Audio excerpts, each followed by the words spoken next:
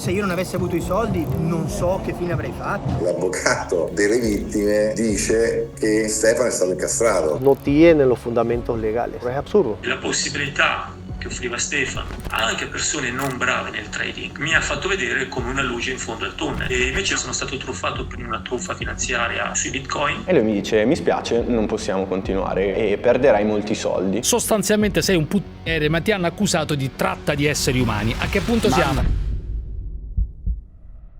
Se siete qui è perché avete rispettato il nostro patto, avete avuto pazienza e come noi vi siete appassionati alla storia di Stefano Conti. Mi arrestano perché c'è un caso di traffico degli esseri umani. Piacerebbe che l'Italia in qualche modo mi portasse via. Sono convinto che il processo, in un modo o nell'altro, io lo debba vincere. Nella prima puntata vi abbiamo raccontato la versione dei fatti di Stefano e di Jonathan. È vero che io gli ho prestato i soldi, ma nessuno l'ha obbligata. Mis 32 años de vida he generado $1 porque una mujer se acueste con un hombre. Nunca. Nella seconda puntata, invece, vi abbiamo portato con noi nei migliori e peggiori bordelli di Panama per cercare di farci un'idea su come funzioni il mercato della prostituzione. All'interno dei bordelli sono costrette perché sono comandate dai capi del bordello. Invece nei casino sono molto più libere, possono chiedere il prezzo che vogliono. Vi abbiamo anche fatto ascoltare la versione delle presunte vittime. Ellos los tenían como secuestradas y nada de eso es verdad. Ad oggi scagionano completamente Stefano, Jonathan ed Enrique, accusando invece la polizia di averle costrette a confessare il falso. Las niñas todas han hablado, todas han estado a favor de él. Todas. Ora abbiamo deciso di raccontarvi questa enorme vicenda giudiziaria da un punto di vista ancora inesplorato, cioè quello di tutti coloro che orbitano intorno a questa vicenda. Dal padre di Stefano, Siamo devastati, come credo possa essere devastato qualunque padre, agli avvocati di entrambe le parti, En representación de las 6 víctimas. Rappresento gli interessi legali di Stefano Conti. a un parlamentare della Repubblica, Buongiorno onorevole, a Giuseppe Cruciani e David Parenzo della Zanzara, Perché secondo te l'Italia non sta facendo un cazzo per te mentre si occupa di altri casi? a due delle membre di un gruppo Telegram da migliaia di persone che una volta che hanno scoperto della storia di Stefano hanno deciso di provare ad aiutarlo, In massa abbiamo scritto al Papa, alle mail del Papa. e dulcis in fundo voi, perché da quando sono uscite le prime 2 puntate in molti ci avete scritto sospettosi riguardo alla figura di Stefano e qualcuno anche per denunciare una sua presunta truffa. Io seguo molto TikTok, lui mi ha contattato 2 o 3 volte, chiedeva di versare dei soldi sotto forma di criptovalute. Ho scritto Stefano su TikTok e tempo 0,2 secondi mi scrive un altro profilo identico, spiccicato, solo che al posto che chiamarsi Stefano Libero si chiama Stefano Libero con 2 O. Ma tempo al tempo, perché prima di parlarvi di truffe vogliamo ricostruire come tutte queste persone hanno vissuto la vicenda fin dall'inizio. Mi considero innocente e lo grido dal primo video. Nessuno con un delitto come il mio è uscito di lacrima del processo. E lui mi dice che se ne va se gli prendo degli appartamenti che lui riempie di zoppe. E quindi torniamo al giorno dell'arresto. Stefano mi ha fatto questa telefonata dove mi ha detto: sono finito in un pasticcio, non so neanche io cosa sia successo, l'unico collegamento che avremo è tramite questo avvocato. Da lì è iniziato il calvario, direi, di Stefano. Cioè l'anno e 2 mesi che Stefano ha passato a Sona, come vi ho raccontato, il carcere in cui è ambientata la 3ª stagione di Prison Break. Penso che chiunque che sia un essere umano civile sia veramente devastato da una situazione del genere. Celle singole, senza luce, senza finestra, mai ora d'aria. Questo sarebbe il mio letto, che schifo. Nel tempo, questo delle condizioni del carcere è diventato un punto molto importante nella vicenda, perché a prescindere dalla colpevolezza o meno di Stefano, è quello su cui la difesa spinge per chiederne il rimpatrio. In attesa di giudizio con 0 prove non è possibile trattenere in uno stato con quelle condizioni un soggetto italiano. Comunque aspettarlo lì o aspettarlo in Italia credo che sia la stessa cosa. Garantisco che non fugge, garantisco quello che serve, però sta qui con noi. Purtroppo per Stefano, però,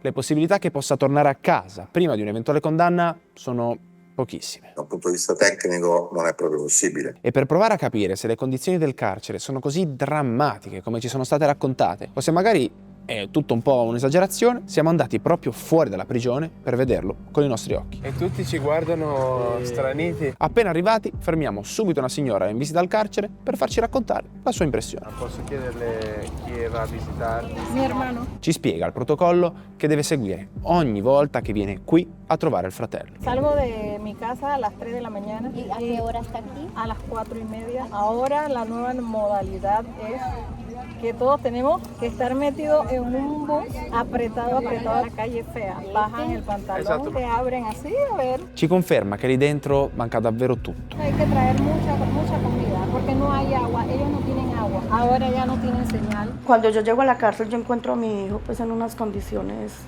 o sea, muy triste. Come vi abbiamo già raccontato, Jonathan e Stefano passano lì dentro 1 anno e 2 mesi per una misura cautelare. Insomma, avevano paura che scappassero. Abbiamo speso una fortuna, anzi Stefano ha speso una fortuna. Una fortuna che Stefano avrebbe guadagnato facendo il trader professionista. Io sono un trader professionista da diversi anni. Per quanto riguarda i volumi, 4,5 milioni. Un dettaglio non indifferente che molti di voi hanno notato e su cui tra poco finalmente vi daremo una risposta, ma nonostante tutti questi soldi spesi, Stefano da lì non riesce ad uscirne. Facciamo intervenire la Farnesina, ci sono i diritti umani, ci sono i diritti internazionali. Dove? Ma tutti gli sciacalli del mondo li abbiamo incontrati noi, no? Sciacalli, parola giusta. Oltre ai sciacalli, però, fortunatamente, ad un certo punto appare anche un alto esponente del nostro Parlamento che cambia le carte in tavola. Le uniche persone serie e corrette che hanno preso il caso a cuore è proprio l'onorevole Di Giuseppe. Durante i primi mesi di processo, il coinvolgimento dell'onorevole Di Giuseppe sembra essere stata l'unica fortuna per Stefano. Quando arriviamo poi all'udienza del mio cambio di misura cautelare, Di Giuseppe viene. Perché con la presenza delle istituzioni italiane tenevano almeno un comportamento corretto a livello legale. Quindi lo chiamiamo per capire che idea si sia fatto lui del sistema panamense e in generale di tutta la vicenda. Mi stavo occupando attivamente al tempo del caso di Chico Forti, avendo avuto visibilità sui detenuti italiani all'estero, che sono più di 2000, è stato una palla di neve. Ma su più di 2000 carcerati italiani all'estero, come mai è finito ad occuparsi proprio di Stefano? Quello che non mi andava giù è che l'avvocato delle vittime dice che Stefano è stato incastrato sostanzialmente. Se è vero, questo avrebbe dell'assurdo e dunque abbiamo chiesto proprio all'avvocato di tutte e 6 le presunte vittime di incontrarci proprio a Sona. La verdad que la intención de las víctimas es que se haga justicia, pero que no se haga la justicia que quiere el Estado. Fate bene attenzione. No tienen los fundamentos legales. No hay un ápice de prueba que tenga la fiscalía que pueda decir che ahí hay trata di persone. Allora dici, fermi un attimo, questo è un film. E non è nemmeno tutto, perché l'avvocato ci racconta che le 6 presunte vittime, oltre a non volersi rifare su Stefano, vogliono un risarcimento dal governo di Panama stesso. Las obligaron a dormir en el piso, que le pusieron el aire acondicionado a 16 a las 4 de la mañana y a esa hora le tomaron la declaración. Y eso es lo que genera que ellas demanden al Estado. Están pidiendo una indemnización de $20.000. E più si guarda nel caso, più davvero si trovano crepe da tutte le parti. Stefano ha paura di questo processo perché non è un processo equo. Consideriamo che il primo pubblico ministero dopo 2 mesi è stato arrestato perché era corrotto in un traffico di armi, cioè siamo a questi livelli qua. O anche del fatto che i principali bordelli della città, dove è più probabile che la tratta avvenga, siano conosciuti molto bene dalle istituzioni. Ese Dynasty es bien interesante, es un burdel ilegal y está al lado dell'Assemblea Legislativa donde si hace l'Assemblea dei Deputati. Vicino. Per non parlare di un'altra assurdità davvero incomprensibile, il divieto alle vittime di rientrare a Panama, nemmeno per testimoniare. Abbiamo richiesto un'udienza perché venisse levato l'impedimento, ma soprattutto che ci venisse spiegato perché lo hanno messo. Alla data di oggi quell'udienza magicamente non è mai stata fissata. E questo non solo non se lo spiega Stefano, ma nemmeno l'avvocato delle vittime. Sono las únicas que pueden declarar que existió el delito o no existió el delito. E qui non possiamo che farci di nuovo la domanda che ci facciamo dall'inizio di questa serie. Ma perché tutto questo? Io penso che Stefano può darsi che abbia pestato qualche piede che non doveva pestare. Ma vi ricordate cosa ci aveva detto Stefano rispetto a questo? Gli interessa il delitto per un tema politico. Ecco, anche l'avvocato delle vittime ci dà la conferma che questa potrebbe essere la ragione. Llenando espacios que la ONU está exigiendo para el delito. Trata de personas es otra cosa. Trata de personas se den el Capri, se den la Boca Toreña. Allá se trata de personas. A esas muchachas les quitan el pasaporte. Esas muchachas no pueden salir de ahí hasta que no cumplan una cuota. Io ho pagato l'F. ¿Cuánto dinero? Para mí, Sì. la mitad. Panamá es suscriptor de la Convención de Palermo. La Convenzione di Palermo è un patto multilaterale messo in atto dalle Nazioni Unite nel 2003 per lottare contro la criminalità organizzata. Eso exigen que todos los suscriptores de ese convenio de Palermo adecúen sus legislaciones a perseguir y a tratar como delito grave lo que es la trata de personas. Quindi, soldoni, Panama dovrebbe dimostrare alla comunità internazionale di essersi occupata di questo fatto, arrestando un tot di persone ogni anno. Il sistema non è studiato bene dal mio punto di vista, perché è come se gli dassi una provvigione al vigile quando fa le multe. Panama deve dare dei risultati. Probabilmente lo si sta facendo nel modo sbagliato. Ma attenzione, perché questa teoria non è né l'unica né la più bizzarra. O che molto probabilmente hanno visto che magari potevano, tra virgolette, sfruttare il fatto che lui avesse un po' di soldi, oppure banalmente è andato con qualcuno con cui non doveva andare. Queste erano delle ragazze che volevano prostituirsi, è vero che a lui piace andare a prostitute, è chiaro che uno si domanda ma perché uno va in giro e presta i soldi a una ragazza per venire a Panama a fare la prostituta? Questo delle abitudini bizzarre e della eccentrica personalità di Stefano è un tema che non abbiamo mai realmente affrontato, ma ora è arrivato il momento. Lei mi dice, però facciamolo in 3, no? Io ho detto, ma scusa, ma facciamolo in 4, faccio venire anche la mia ragazza. Credimi, i 2 giorni più belli della mia vita. In che situazione? Mio compleanno. Tutta naturale 19. Cazzo, che nickname. Come facciamo con te? Vuoi attraversare il mondo, ti do una botta secca e poi vediamo come andrà? Io, 5 ragazze e gay. Cosa vuoi fare? Io le ho scopate tutte e 5. Posso fartene conoscere qualcuna di quelle che qui sono rimasto amico? Non tutte le ho scopate. Come molti di voi hanno notato, Stefano rivendica orgogliosamente il suo stile di vita, rendendo però la sua una causa difficile con cui empatizzare. Io non riesco a capire per quale motivo ci sia poco interesse al suo caso. Secondo me anche il fatto che lui si faccia vedere un po' arrogante e fa le live dove dice Le brasiliane, le venezuelane, che lo fanno con piacere. Se tu vai con una rumina, con un albanese, ma quasi che lo stiano facendo perché lo devono fare. uno può dire cavolo hai avuto un problema che ha a che fare con la prostituzione. Io non guardo le sue live per questo. Fortunatamente per Stefano, però, da oggi c'è qualcun altro che non si scandalizza per il suo forte linguaggio e che insieme a noi sta lottando per far conoscere a tutti la sua storia. Stefano, ci sei? Ci sono. Eccoci qui, Giuseppe Cruciani, come andiamo? Normale, Cruciani, lei? Beh, insomma, sì, qua si campa meglio rispetto ai domiciliari a Panama, su questo non c'è dubbio. Anche se non è che proprio chiunque la zanzara sia dalla sua parte. È una storia molto sporca. Giovanotto, intanto si calmi. Primo, ho detto che non mi piacciono i puttani in alcun modo, dopodiché ho un mio giudizio personale. Lei è andato a Panama per pagare meno tasse e farsi i cazzi suoi, ora è vittima della giustizia panamense che sicuramente non è come la giustizia italiana e quella europea, rompe il cazzo, si proclama innocente e io dico sarà innocente, però se vuole anche il mio applauso quello non lo avrà. È possibile? Che tu non mi possa applaudire, io lo comprendo, ma che tu mi possa accusare di questo delitto non ci siamo. Ed è giusto ribadire che seppur niente di quello che Stefano dice lo renda più o meno colpevole, fa comunque strano il modo in cui si comporta, data la situazione in cui è. E lei lì ha toccato il cielo con un dito, figurati, una foto sui soldi, lei contentissima. Te lo vedi che sono puttane nel cervello. Loro dicono, beh, sto qua un'ora, ma che cazzo stai qua un'ora? Prendi questo, piglia e ciao, ma che me ne frega a me? Dopo il momento in cui io sono venuto, la cosa più bella è che tu te ne vai. $2.000 per farle venire, poi qui l'avrei mantenute, no? L'avrei pagato le prestazioni. Ma di cosa parliamo? Come fosse della Ma merce, come fosse merce. Giudice Io Parenzo, do un andiamo giudizio avanti. pessimo di questo signore. Barbara del gruppo Telegram però ipotizza una teoria perlomeno interessante sul motivo per cui Stefano si comporta in maniera così teatrale. Ah, a proposito, quest'anno farò una cosa che ancora non ho fatto, uno spettacolo teatrale in giro per l'Italia, dove vi racconterò qualcosa che, udite udite, non vedrete mai su YouTube. Per essere tra gli unici a vivere queste esperienze insieme a me, i biglietti sono disponibili su Ticket One e al link in descrizione. Ma tornando a Stefano. Sto pensando che a volte lo faccia di proposito, per far sì che se ne parli. Io non credo che gli abbiano tolto il braccialetto elettronico perché lui fa questi video su TikTok.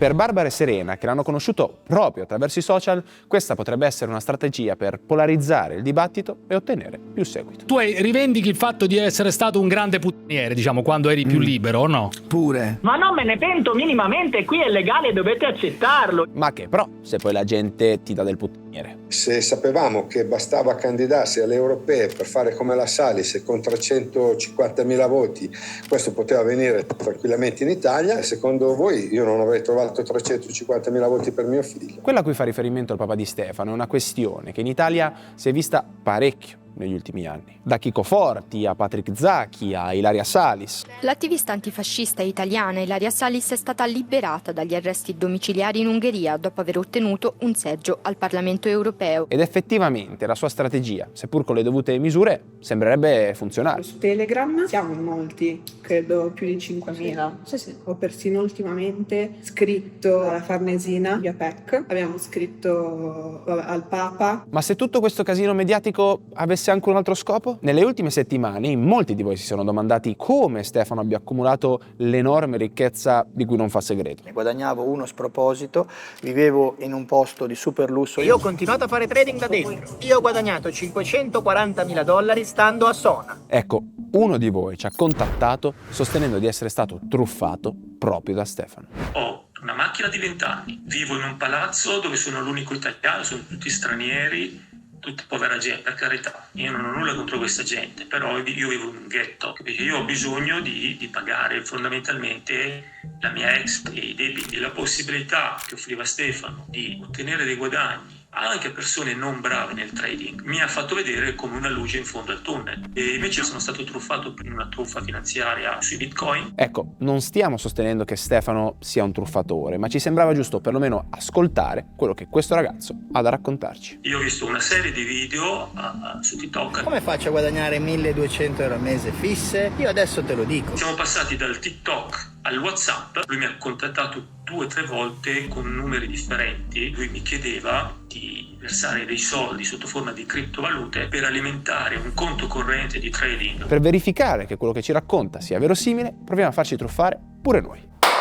Fantastico. E per evitare di far insospettire Stefano o chi si potrebbe celare al posto suo, facciamo fare questa operazione a Nico. Scrivo all'account più attivo di Stefano, che si chiama Stefano Libero, e tempo neanche un minuto mi scrive un altro account identico, solo che si chiamava Stefano Libero con 2 O finali, e mi dice: ciao, ti posso aiutare? Io ho detto che avevo 200 euro da parte. Mi dice: guarda, fai così, scarica Trust e mandatele lì. Prova a fare il trasferimento, ti arrivano questi soldi sul suo conto e lui generosamente mi aggiunge 100 euro. Dico: ma vedi che ho fatto bene? Dice: non ti preoccupare, questo conto di trading va in automatico, tu non devi fare nulla. Allora, dopo un paio di giorni controllo e vedo che questo saldo aumenta. Arriva a 1.000, a 1.500, a 2.000. Ad un certo punto mi scrive la chat dell'exchange e mi dice: il trading è bloccato, servono più soldi. A quel punto io però sono sbottato, perché se hai bisogno di soldi prendili dal saldo. Se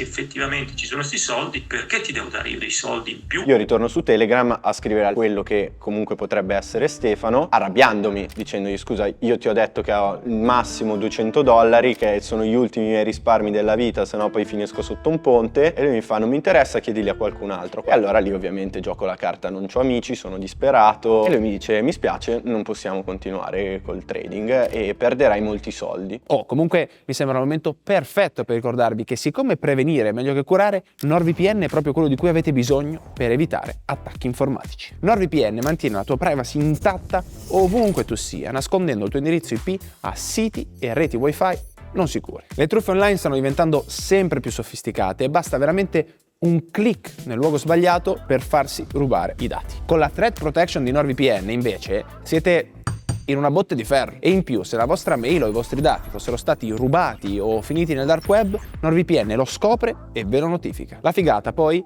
è che con un account potete proteggere fino a 10 dispositivi, quindi non solo il vostro, brutti egoisti, pure quello dei vostri familiari, e agli amici invece gli facciamo fare un altro abbonamento, che va bene tutto essere gentili e generosi, ma fino a un certo punto. In più, con NordVPN potete vedere film o serie TV non disponibili nel nostro paese, ma anche al contrario, se andate da qualche parte e volete vedere la serie A, spesso è bloccata. Con NordVPN potete vederla. Dal link in descrizione potrete ottenere 4 mesi extra sul piano biennale, ma soprattutto se doveste cambiare idea entro 30 giorni siete pure rimborsati al 100%. Ma torniamo a Stefano, perché è importante specificare che anche se ci fosse lui dietro questa truffa finanziaria, questo non lo renderebbe più colpevole del reato di tratta degli esseri umani. Chiaro che uno può anche aver fatto trading truffato delle persone e poi non essere colpevole di tratta di esseri umani. Certo è però che mostrando la sua storia a così tante persone abbiamo una responsabilità morale di indagare anche su questo. Lo stereotipo del trader, dopotutto, esiste come? Che lo fa a Panama perché così non paga meno tasse, dai, su. Contatto quindi Luca Di Scacciati, un mio caro amico, anche lui trader professionista, per aiutarmi a fare luce su quella che potrebbe essere la verità in questo caso. Ma secondo te è possibile che un tipo come Stefano truffi la gente sui social scrivendogli da un account parallelo come è successo a Giacomo? Secondo me no, e ti spiego anche perché. Un influencer che parla di finanza su Instagram, nel momento in cui lo segui, cominciano a seguirti dei profili falsi di questo influencer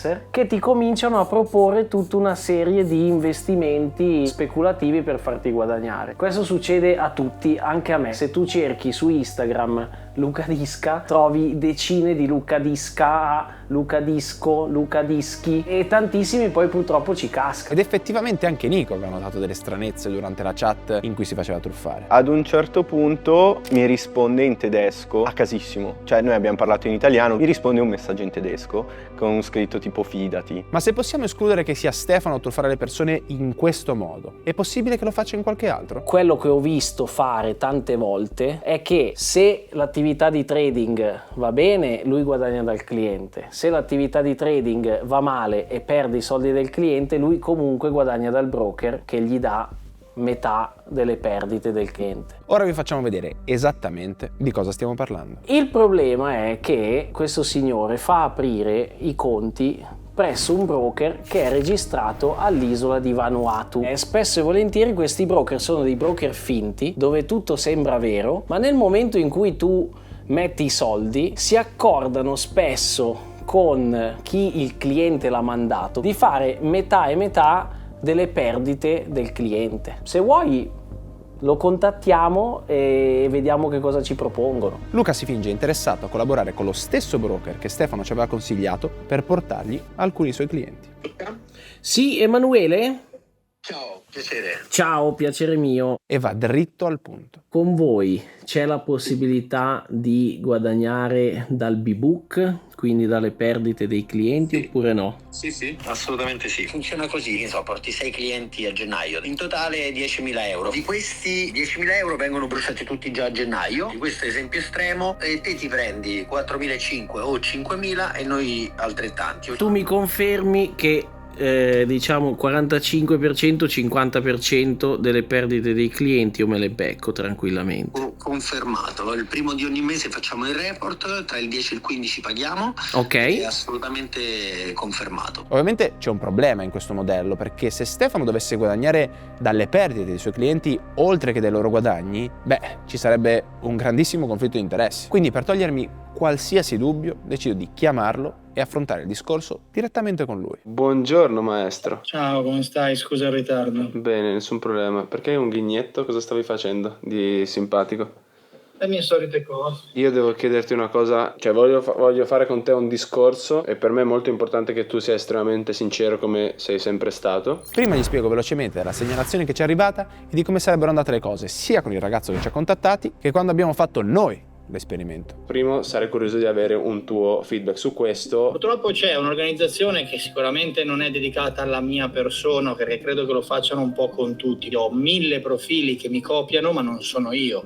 Chiaramente io glielo spiego, per non farti rubare i soldi devi mantenere i soldi nel tuo conto, sì, ma di un broker. Dedico circa 6 ore al giorno a rispondere alla gente su WhatsApp in live, quindi hai la live, vedi che sono io perché ti rispondo su WhatsApp, più di così non posso fare. Gli dico ragazzi, non investite, non tirate fuori i soldi se non parlate con me, più di così non posso fare. Cioè adesso va bene tutto, ma quei problemi che io mettermi là pure a cercare di combattere dei fake che TikTok non ti aiuta a combattere, se io vado a segnalarlo come falso profilo se ne fregano. Ora però devo chiedergli delle spiegazioni sul broker offshore che propone ai suoi clienti, quello da cui guadagnerebbe dalle loro perdite, per intenderci. Per non lasciare nulla di intentato abbiamo provato anche tramite il tuo numero seguire il processo di cui tu parli nelle tue live, no? E il broker che tu consigli è un broker che ha una sede in un'isola del Pacifico. Noi abbiamo provato a chiamarlo e loro hanno esplicitamente detto 50% delle perdite dei clienti io me le becco tranquillamente. Confermato. Sorprendentemente però Stefano ci risponde in maniera non solo estremamente calma, ma anche molto trasparente. Perché il fatto che i broker ti possano mettere a profit and loss non vuol dire che io lo faccia. Io voglio dimostrarti, perché ci mancherebbe, capisco che te hai fatto fatica e non vuoi trovarti in mezzo. Allora gli chiedo di farmi entrare personalmente nell'account di trading di alcuni suoi clienti per verificare che siano effettivamente legittimi. Ti chiede login e password? Sì. Ed effettivamente, senza entrare qui adesso nelle specifiche, sembra che Stefano faccia quello che dice con questi account. Non c'è dubbio che è uno che il mercato lo conosce. Però,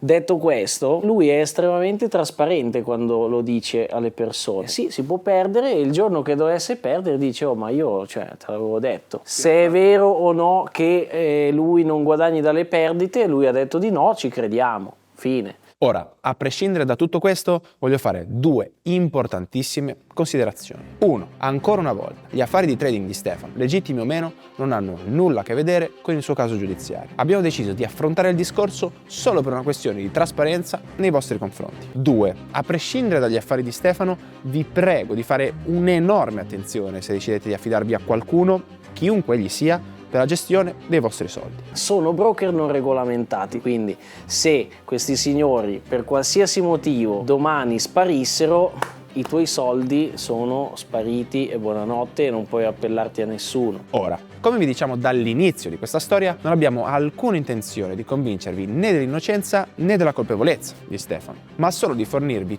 tutti gli strumenti necessari per farvi la vostra idea. Ora che il processo si avvicina, più che mai. Un reato su cui l'Italia evidentemente non si vuole spendere perché la tratta di esseri umani è una cosa terribile. Se verrà condannato, allora si attiveranno i canali per un trasferimento, ma questo deve essere fatto necessariamente a valle di una sentenza. È vero che è terrorizzato perché purtroppo 30 anni di galera vuol dire finire la vita in galera. Perché anche se sono diversi i casi in cui lo Stato è riuscito a riportare indietro dei detenuti, spesso sono serviti anni, se non decenni, per far sì che questo accadesse. Se devo portare a casa Stefano fra 25 anni, devo solo sperare Dio che mi dia la vita fino a 90, però non è questa la soluzione. Specialmente quando una condanna di questo tipo vorrebbe dire tornare nel carcere di Sona. Aquí los presos se mueren por lo menos a tasa de 1 o 2 por día. Cosa? Sí. Muoiono 1 o 2 persone al giorno? Sí, ya se mueren por enfermedad o se mueren por pelea o lo apuñalan o le meten un tiro. C'è stato un tentato suicidio nella cella. La cosa che mi ha colpito non è stata questa,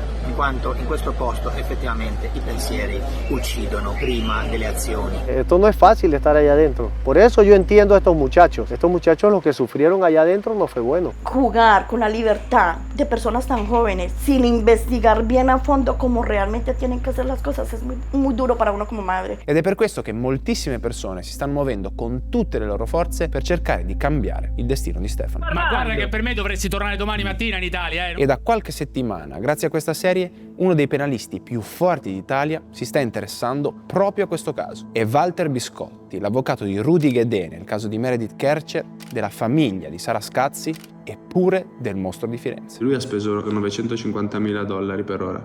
È pazzo. Li ha buttati. Qualche settimana fa l'ho incontrato a Perugia mentre stavo girando un altro video e gli ho chiesto di seguire anche il caso di Stefano. A febbraio c'è il processo. Se mi dimostra che è innocente, lo vado a difendere. È innocente? E quello che l'avvocato Biscotti ci spiega è forse l'unica cosa su cui tutti, a prescindere dai nostri pareri personali, dovremmo trovarci d'accordo. Devi cercare che debba avere il giusto processo e tu questo principio lo devi cercare di applicare dappertutto, anche quando difendi uno che pensi che sia colpevole. Potrebbe succedere a chiunque. Io mi sono messa nei suoi panni e io avrei già mollato. E se poteste dire qualcosa a Stefano che potrà vedere solo poi in futuro quando uscirà il video? Io gli direi, ma glielo dico già, di non mollare mai. Sono sicura che tu non uscirai a testa alta. Come abbiamo visto in questa puntata, il vostro apporto è fondamentale, quindi scriveteci qualsiasi dubbio, perplessità o cosa che vi venga in mente e noi faremo del nostro meglio per rispondervi. Non posso credere che arriveranno veramente a darmi 25 anni di quel posto là e non riuscirò a fare niente, ma non mi arrenderò mai. Il processo a Stefano è fissato per metà febbraio e noi ovviamente saremo lì per raccontarvelo. Quello che accadrà da oggi in poi, nel bene o nel male, dipenderà anche da voi. nel prossimo episodio. Non voglio raccontartelo, ho paura di compromettermi. No, ti prego, non mi puoi dire così. Ale, c'è in ballo la mia vita. Quello che succede da adesso in avanti, prima di metterlo me lo chiedi a me. Ok, promesso. Non puoi fare diversamente.